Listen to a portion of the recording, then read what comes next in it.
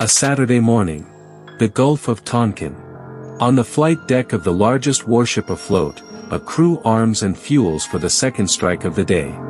In 94 seconds, this ordinary morning becomes the worst peacetime disaster in the history of the United States Navy. It begins with a single spark, on a deck packed wing-to-wing with fueled aircraft, and a chain of fire no one has the time to stop. Rewind. The USS Forrestal, lead ship of America's first supercarriers, the largest warship of her age, in service since 1955. This is her fifth day on the line off North Vietnam, launching strikes from a patch of sea called Yankee Station. She was built as the first of her kind, a keel laid down, hull sections lifted into place, a flight deck longer than 1,000 feet. A floating airfield, built to launch and recover jets at war. The morning of the 29th of July. The deck is crowded, aircraft fueled and armed for the second launch of the day. Phantoms. Skyhawks. A vigilante. Ordnance hung, drop tanks full. The crew works the launch, the way they have all week. Every aircraft on that deck is fueled, and hung with bombs, rows of them, wingtip to wingtip. The clock is not yet running. Then, the investigation found, a safety chain fails. As a Phantom switches from external power to its own, an electrical surge runs where it should never reach, through a launcher whose safeguards, one after another, are bypassed or break in the same instant. A 5-inch Zuni rocket, an ordinary unguided rocket, not a nuclear weapon, fires by accident from beneath the jet. It crosses about 30 meters of deck and punctures the fuel tank of an A-4 Skyhawk parked across from it. Jet fuel floods the deck and ignites. The clock starts. A damage control team runs straight into it. Their chief, Gerald Ferrier, reaches the fire first, without a fire suit, a hand extinguisher against a wall of burning fuel.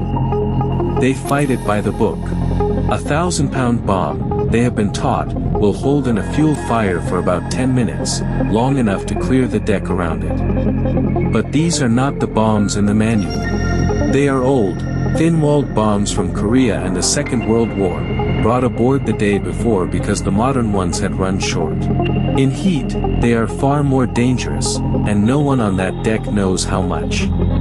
At about 54 seconds, Ferrier turns his extinguisher on a bomb already cracking open in the flames, buying the minutes he believes he still has. It detonates at about 94 seconds. Not 10 minutes. A minute and a half. The first blast kills the fire team where they stand. This is the hidden cost. No one aboard knew that a degraded old bomb cooks off in seconds, not minutes. The rule that would have saved them has not yet been written. The first explosion is not the last. In the minutes that follow, somewhere between 7 and 10 bombs detonate across the deck. The blasts tear the flight deck open, around 7 holes, and burning fuel pours down through them, into the living spaces below. The men trained to fight this are already gone, lost in the first blast. Now it falls to sailors who were never taught how, cooks, mechanics, whoever is near.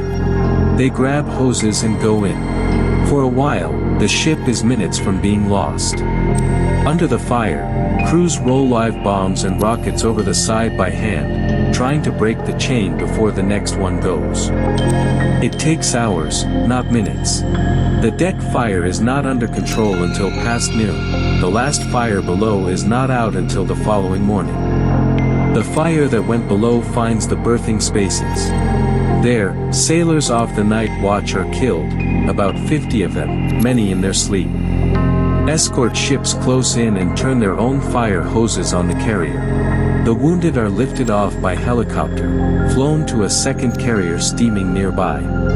On that deck this morning is a Skyhawk pilot who will one day sit in the United States Senate, Lieutenant Commander John McCain. He climbs out of his burning aircraft and is hurt in the fire. He is not its cause. The fight goes on into the next day. When it is finally counted, 134 dead. About 161 injured. 21 aircraft destroyed, 40 more damaged. The ship herself is gutted, repairs will run past $70 million. The investigation traces the spark to a chain of electrical faults and shortcut procedures during a routine power switch, then to the old bombs, and to gaps in how the crew had been trained to fight fire. No sabotage. No intent. No single hand to blame. The captain is clear. The crew is not charged. What failed was a system, not a man at a switch. The Navy rewrote how its sailors fight fire. Firefighting school became mandatory for the fleet, and was named for the chief who died in the first blast, Gerald Ferrier. New training films. A system to wash the deck clear of burning fuel. New rules for handling old ordnance. The rule the fire team never had, every crew has now, because it was written by their deaths. There was no nuclear blast here. The rocket was ordinary, the bombs were ordinary. The broken arrow is the hidden price of a routine failure, inside a ship built around its weapons, paid, in a single morning, by 134 men.